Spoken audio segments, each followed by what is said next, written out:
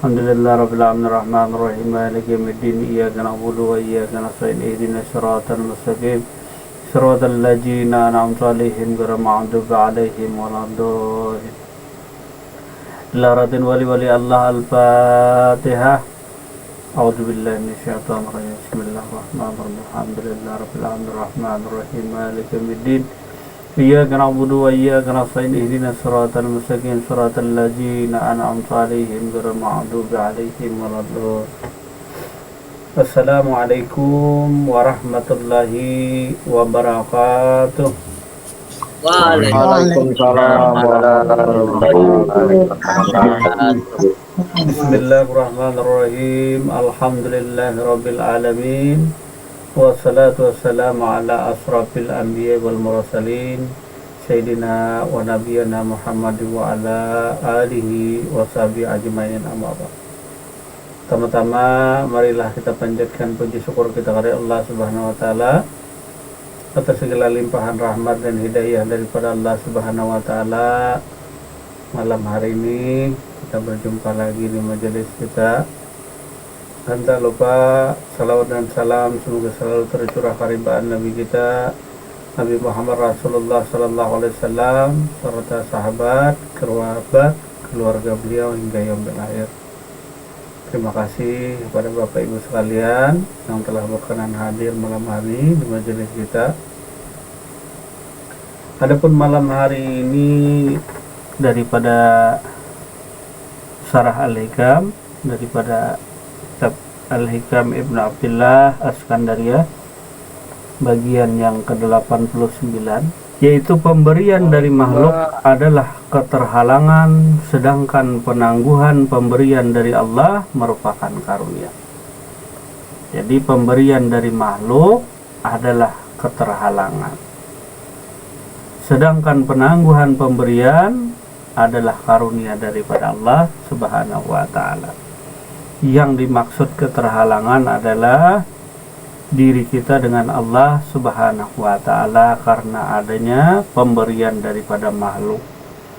Sedangkan penangguhan pemberian daripada Allah Subhanahu wa ta'ala itu merupakan sebuah karunia yang besar kepada diri kita.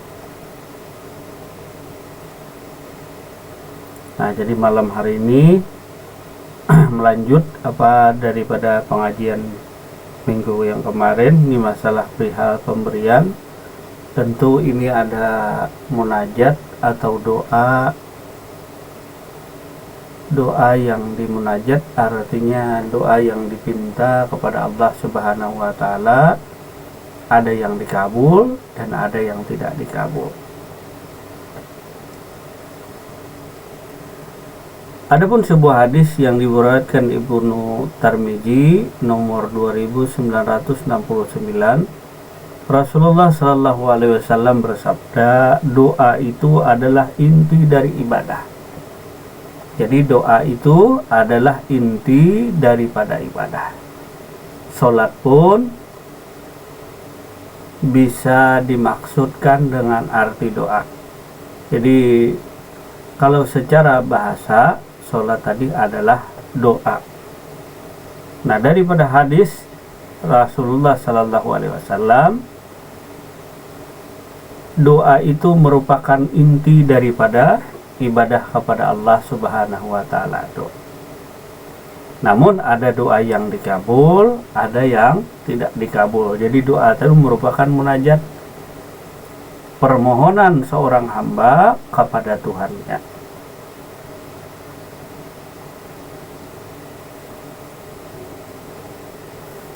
Nah, banyak beragam jenis daripada doa yang terdapat di dalam kitab suci Al-Quran, diantaranya Quran Surah Al-Anbiya ayat 90. Sesungguhnya mereka adalah orang-orang yang selalu bersegera dalam mengerjakan segala kebaikan, dan mereka berdoa kepada kami dengan penuh harap dan cemas, dan mereka adalah orang-orang yang khusyuk kepada kami. Nah, kalau tafsir yang dulu bahwa Allah lebih hampir daripada urat leher. Nah, itu dinyatakan malaikat. Nah, kalau malam hari ini pun perihal doa, berdoalah kepada kami. Kira-kira berdoa pada siapa juga? Kalau kami nih, pada malaikat kah? Nah, kepada siapa kira-kira? Tentu kepada Allah Subhanahu wa Ta'ala. Nah, Quran tadi menyebut kami, ada bahasanya aku, ada kami. Nah, tentu kami tadi Allah beserta stafnya tadi, termasuk para malaikat Allah Subhanahu wa Ta'ala.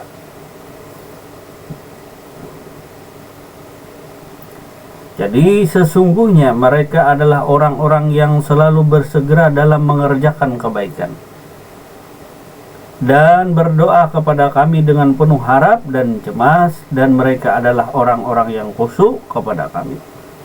Kemudian Quran surah A'raf ayat 55. Berdoalah kepada Rabbmu, berdoalah kepada Tuhanmu dengan berendah diri dan suara lembut.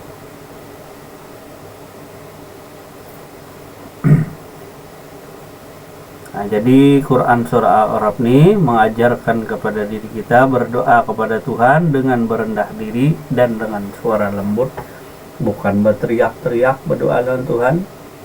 Ada kan pernah, itu sama saja tidak beradab dengan Tuhan. Dengan manusia saja kita beradab, misalnya minta sesuatu kepada orang tua, masa berteriak-teriak? Nah, masa berteriak-teriak tadi?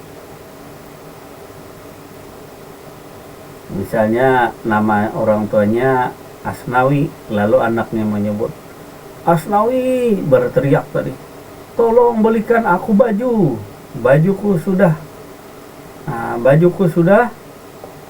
sedikit, atau bajuku sudah rusak, Asnawi tolong belikan aku baju, berteriak-teriak pula tadi. Padahal itu bapaknya, padahal benar itu adalah nama daripada bapaknya. Asnawi tadi kan nama bapaknya, tidak salah dia menyebutkan, si anak tadi menyebutkan nama bapaknya. Nah, cuma dia berteriak pula, mana menyebut langsung nama orang tuanya, mana berteriak pula. Tidak merendahkan diri ketika meminta sesuatu kepada kedua orang tuanya, dan merendahkan suaranya, berteriak tadi, apalagi dengan Tuhan. Banyak yang terjadi tadi, berteriak-teriak pada Tuhan. Allah, berdoalah kepada Tuhanmu, berdoalah kepadaku, kata Tuhan, dengan berendah diri dan suara yang lembut. Nah, lembut bang, sambil menangis-nangis. Nah, jadi salah satu ditolaknya tadi gara-gara kita sombong, bermunajat, berdoa, meminta kepada Tuhan tadi dengan sombong, dengan angkuh, apalagi dengan suara yang penuh kesombongan. Seharusnya dengan suara yang lembut tadi. Lembut itu tentu tidak berteriak-teriak tadi, karena Tuhan adalah dekat, Tuhan maha mendengar. Nah, jadi berendah dirilah di hadapan Tuhan, dan suaramu tadi lembutkan di hadapannya ketika engkau bermunajat. Kembali kita kepada Surah Al-Hikam malam hari ini. Jika kau terima pemberian dari seorang manusia, seraya kau lalai dari Tuhanmu, maka pemberian itu sejatinya merupakan terhalang dirimu dari karunia Tuhan. Artinya, kata Ibnu Abdillah, seandainya kita diberi oleh manusia, oleh seseorang manusia, diberi sesuatu, ya berupa barang kah, apapun itu diberi, berupa harta benda kah, kedudukan kah, jabatan, dan lain sebagainya, lalu diri kita diberi oleh seorang manusia tadi, lalu dengan pemberian itu kita lalai dengan Tuhan. Artinya kita memandang yang memberi tadi adalah makhluk. bukan daripada Allah Subhanahu wa Ta'ala. Arti lalai itu lupa mengingat yang maha pemberi itu adalah Allah, yang maha pengatur rezeki adalah Allah Subhanahu wa Ta'ala. Nah, jadi yang terhalang itu maksudnya adalah lalai daripada Tuhan gara-gara pemberian daripada orang lain. Contoh misal pada waktu dulu tadi, Ki Julak Katum atau Wali Katum Tabu Darat dulu pernah. Nah, jadi Wali Katum Tabu Darat itu adalah seorang wali yang masuk di zamannya. Jadi beliau itu pernah diberi jas. Nah, lupa kita tadi dari mana orangnya, pokoknya daerah Banjar lah yang memberi jas. Jas tadi, sebuah jas. Mungkin pada zaman itu sebuah jas itu sesuatu benda pakaian yang sangat berarti, sangat berharga pada masa itu tadi. Hanya orang-orang tertentu yang memiliki atau memakai daripada pakaian jas tadi. Ini seorang wali yang besar, wali yang masyhur di zamannya. Nah, jadi beliau pakai jas itu tadi. Maka hilanglah segala ilmu makrifat yang diberikan Allah kepada dia. Cuma pakaian. Cuma sekedar baju jas. Nah, kalau kita apa? Nah, banyak macamnya. Ini hanya sekedar pakaian.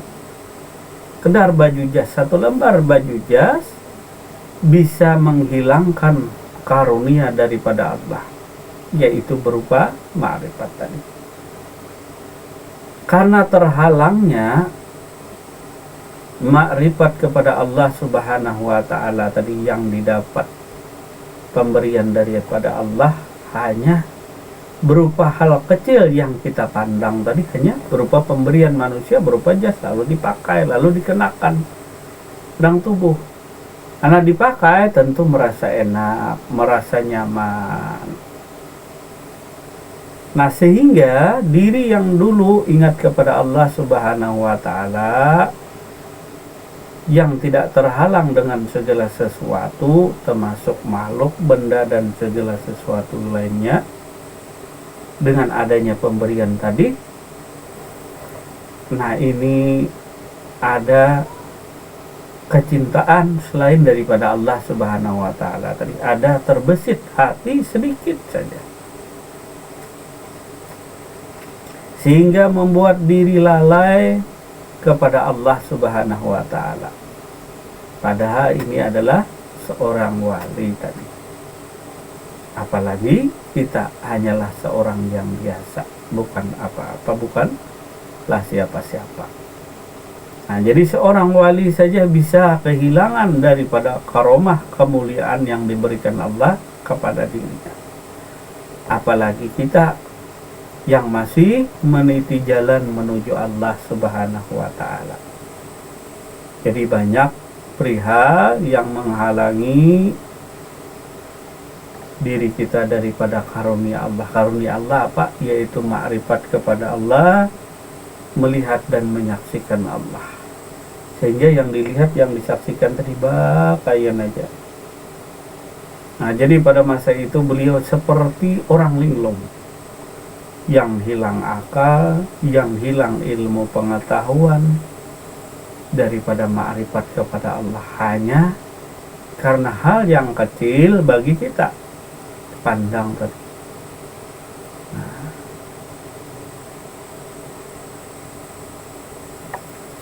karena dalam hal ini kau tidak melihat Allah dan terlalu menggantungkan diri pada nasib kemujuranmu. Nah, artinya mujur diberi tadi.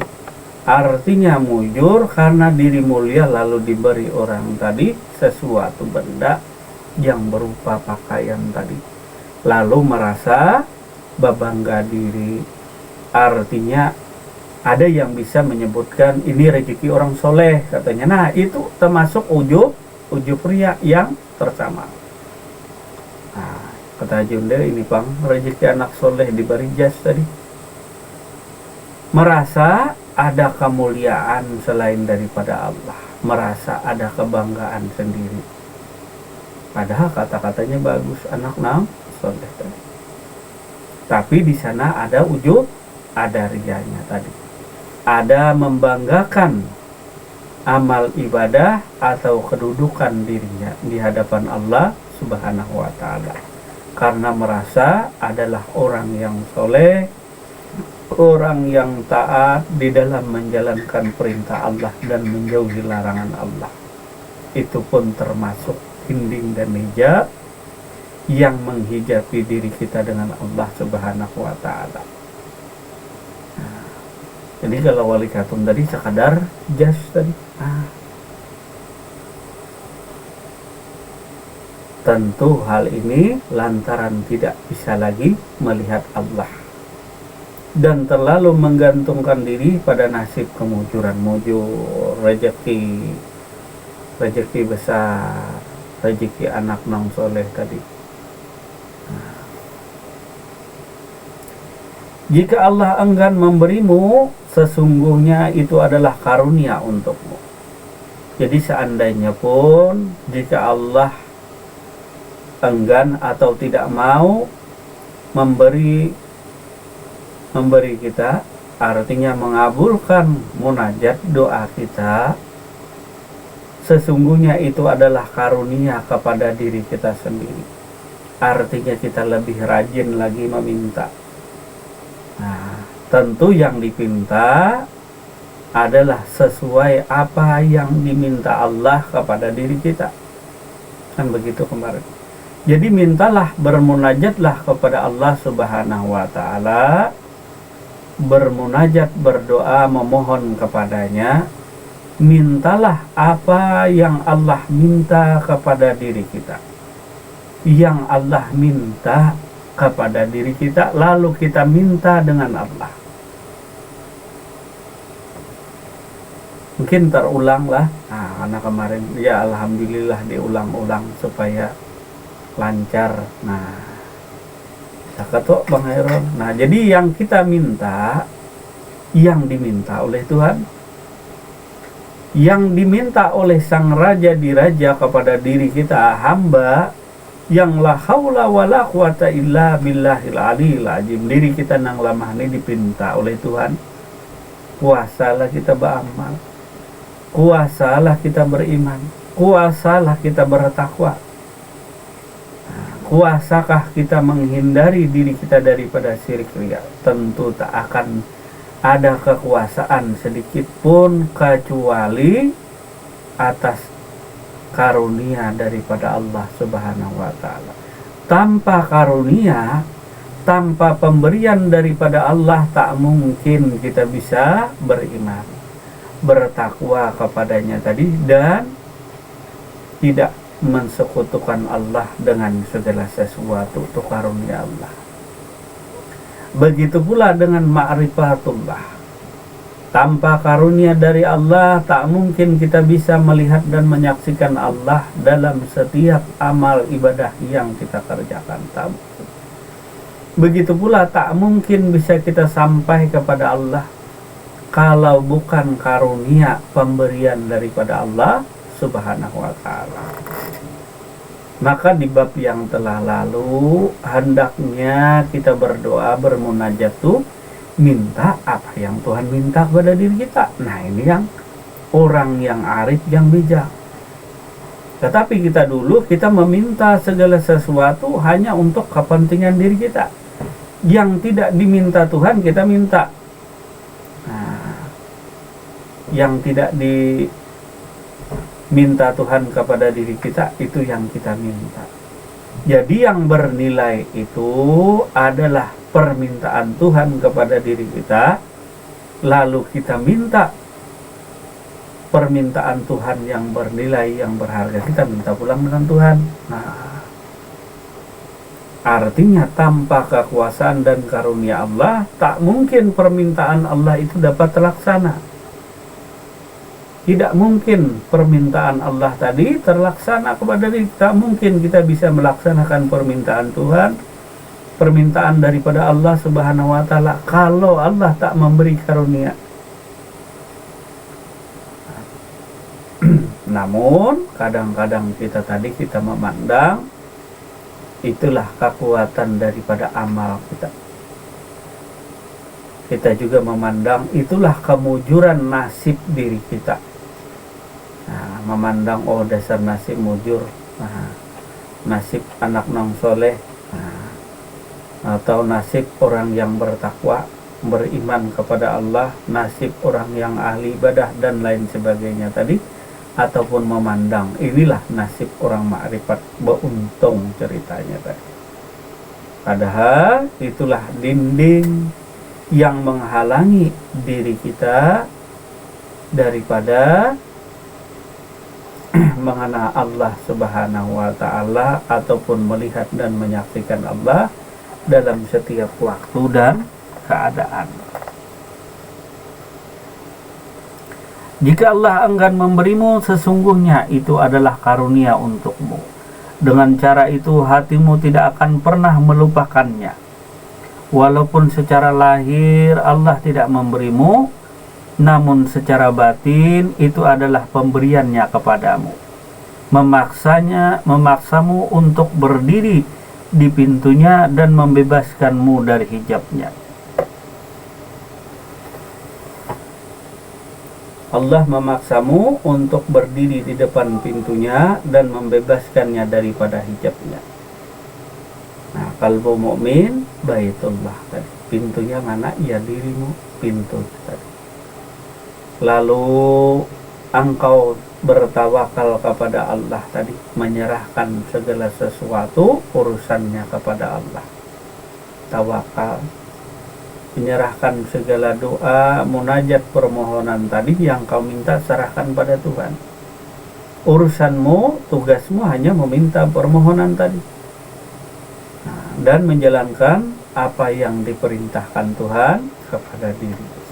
Aku akan mengabulkan permohonan hambaku yang meminta kepadaku, yang mereka menjalankan segala perintahku dan menjauhi segala larangan-laranganku.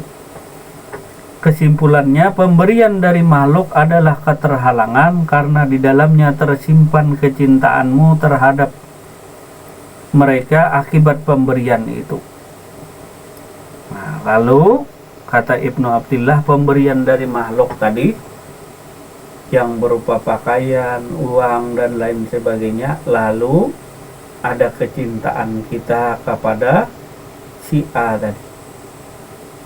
Nah, ada kecintaan tadi, maka hendaklah kita pandang si A yang memberi kita sesuatu benda berupa jas atau uang tadi, kita pandang itu dari Allah juga.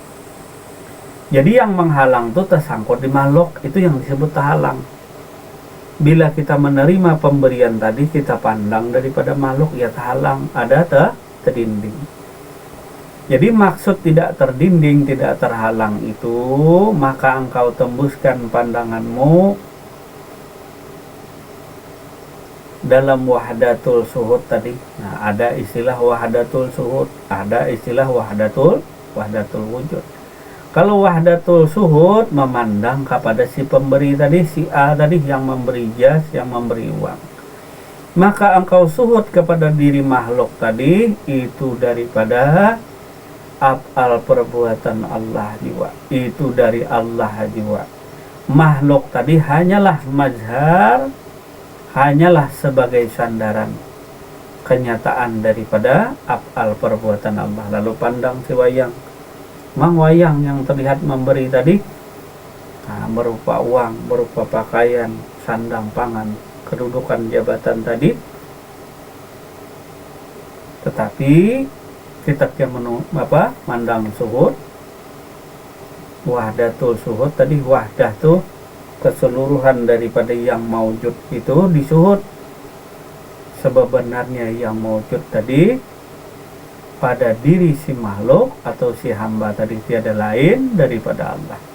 Kalau wahdatul wujud kepada diri si makhluk, kepada dirinya, kepada alam atau orang yang memberi tadi, Dia suhud bahwa makhluk tadi atau si hamba tadi hanyalah majar. Itu tiada lain daripada majar, kenyataan daripada Allah Subhanahu wa ta'ala. Artinya Allah jua itu tadi. Baik wahdatul wujud atau wahdatul suhud dalam makna pemberian, artinya tetap kepada Allah jua, tetap ke Tuhan jua, kesimpulannya bukan ke makhluk. Baik pahaman wahdatul wujud atau wahdatul suhud, kedua-duanya ke Tuhan juga, kembalinya kepada Allah juga, asalnya dari Allah, kembali kepada Allah. Walaupun wahdatul suhud terkesan adanya makhluk, perbuatan makhluk, tapi di suhud, di luarnya, di dalamnya, sebelumnya, sesudahnya, itu pandangan suhud. Seperti yang terjadi kepada sahabat Nabi Muhammad Rasulullah Sallallahu Alaihi Wasallam, di antaranya Sayyidina Abu Bakar, Sayyidina Utsman, Sayyidina Ali tadi. Nah, Abu Bakar, Umar, Utsman dan Ali tadi mensuhud kepada yang maujud, kepada yang maujud tadi, kepada makhluk disuhud sebenarnya, baik awalnya, akhirnya, lahirnya, batinnya tiada lain daripada Allah Subhanahu wa ta'ala. Nah, dengan suhud tadi, kalau wahdatul wujud, artinya paham tuh sampai melihat dan menyaksikan Allah. Jangan tertahan di makhluk. Kalau masalah af'al perbuatan, itu bukan ukurannya. Nah, bila hak ilmunya, bila benar, pakai ilmunya, jangan dipakai kelakuan buruknya. Nah, ini salah.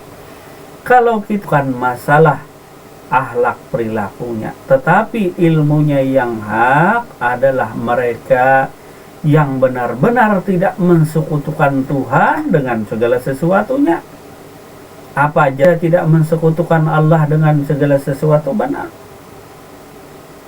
Bukan masalah pekerjaan, masalah af'al tadi. Tapi perlu diketahui pula, baik dan buruk bersumber daripada Allah.